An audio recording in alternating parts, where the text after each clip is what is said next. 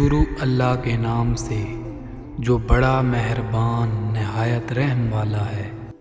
غسل کا طریقہ: نہانے سے پہلے یہ ضروری ہے کہ جسم کا جو حصہ گندا ہے اسے دھو لیا جائے، اور اس کے بعد اگر ہو سکے تو وضو کر لینا بہتر ہے، وگرنہ 3 بار اس طرح کولی کرنا کہ پانی حلق تک پہنچے، پھر ناک میں 3 بار جہاں تک ممکن ہو آگے تک پانی لے جائیں، آخر میں پورے جسم پر 3 بار پانی بہایا جائے اور جسم کو اچھی طرح مل کر صاف کر لیا جائے۔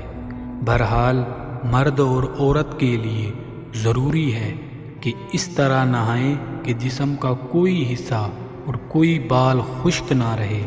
پانی اعتدال کے ساتھ استعمال کیا جائے، خواہ مخواہ پانی ضائع نہ کیا جائے۔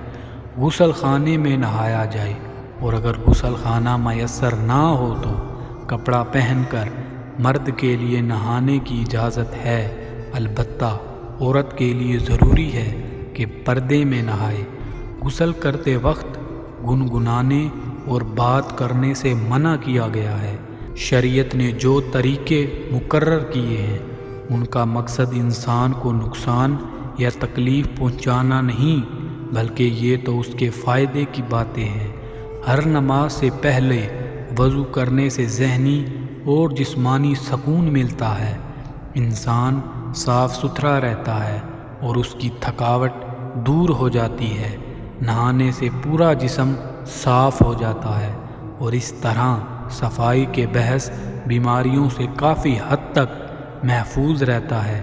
وضو کرنے سے اور نہانے سے ظاہری صفائی بھی حاصل ہوتی ہے اور روحانی بھی۔